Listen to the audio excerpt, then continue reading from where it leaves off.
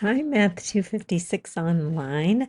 Good to see you. I'm here to give you a preview of week 2. So first of all, I want to show you my shirt. It says, math is not a spectator sport. The only way to learn math is to do math. I think most of you know that, but it's a good reminder all the time. So I need you to do the math, not AI to do the math.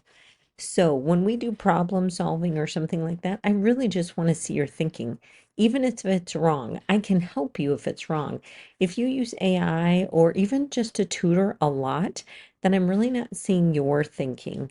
I'm not saying never ask for help. You can definitely ask for help, but you should be able to do these on your own, and it might take a little bit longer. Reaching out to me for a hint or for a jump start is totally fine.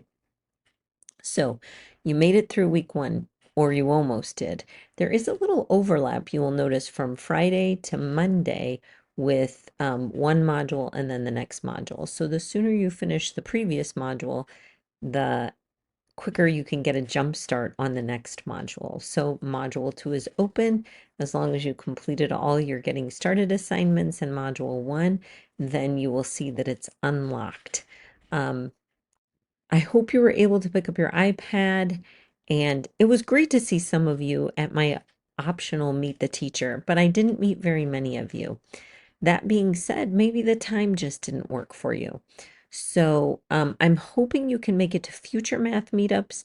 In our updates and announcements this week on Canvas, you will see a link to a survey on the math meetups.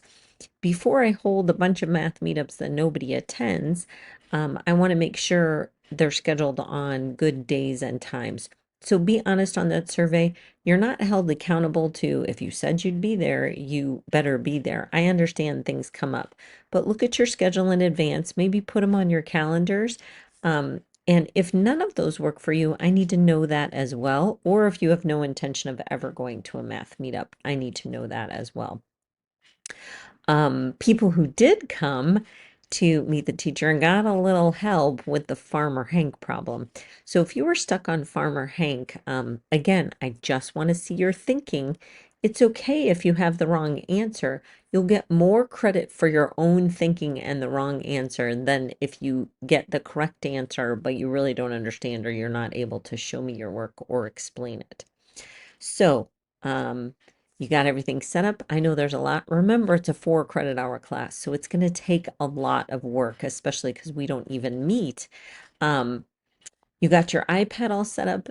The end of this video, I'll do a little more iPad tutorials. So if you're getting lost, I'll also put a link to our I Belong channel that has some video help in it as well. So plan your week out, use the rating scales for help. Try to go through the module in order. You'll always see an overview and then the resources, which you should go through thoroughly before you start your assignments. Then when you go through your assignments, they'll take less time because you're already prepared. Use those rating scales to help you. And this week, sets and Venn diagrams. I know that some of you don't have as much of a background in sets and Venn diagrams, so I've provided some help in your OneNote notebook as well as in the Canvas resources. So use those, refer to them, and reach out if you have trouble. You do have a problem solving assignment this week. Again, don't use AI. You can use the template, but you're not required to. But I do require you to label the POIA 4-step methods in numbers and in words. So step 1, understand the problem. Step 2, devise a plan, and so on. Put yourself in the mindset of an elementary student. So don't use algebra to solve these problems.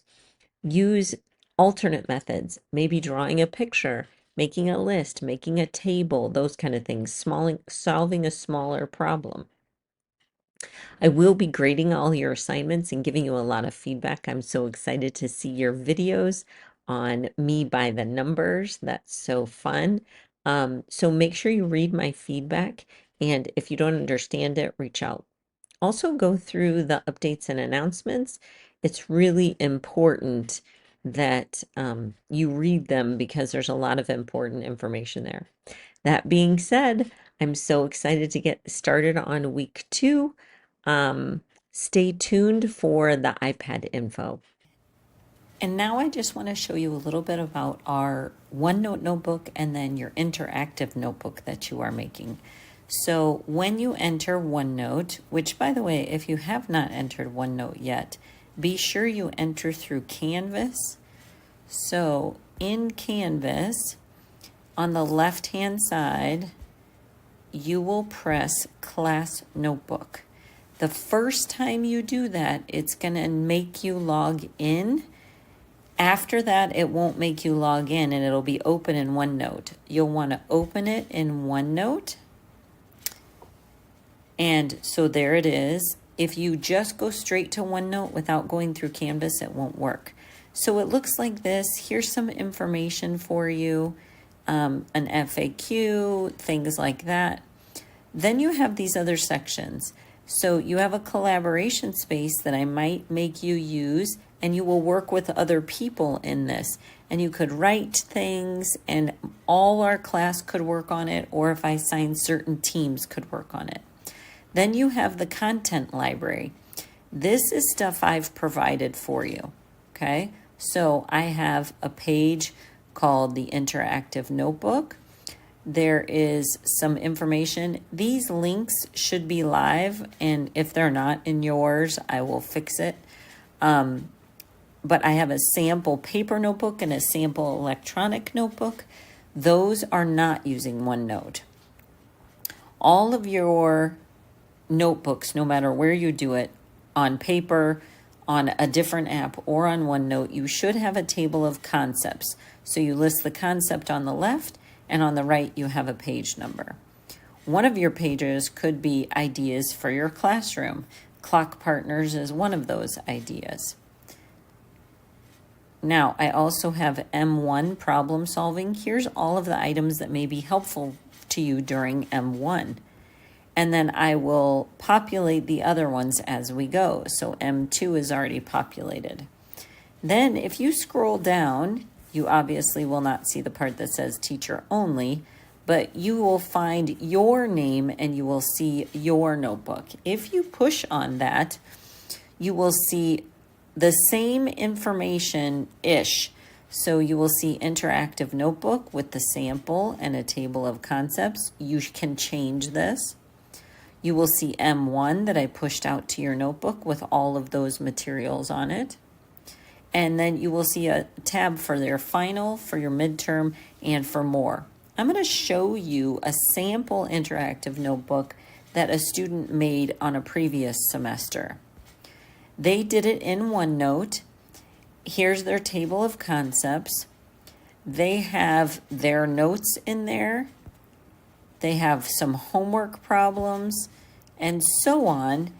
And it's all labeled. So they have page 4, page 5, page 6, and so on. So this is an example of what your interactive notebook could look like. You will also need to have a reflection when required. There will be a reflection at the end of week 2.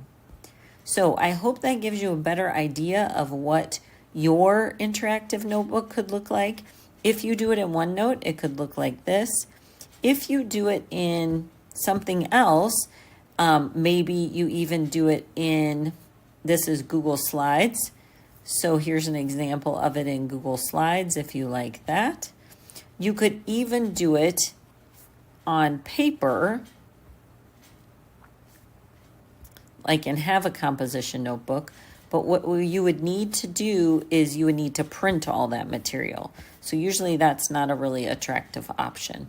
You could also do it in a different app like GoodNotes, Notability, Explain Everything, whatever you choose. I hope this gives you a better idea of what I am looking for the notebook. If you want to meet with me one-on-one to discuss it, I'm happy to.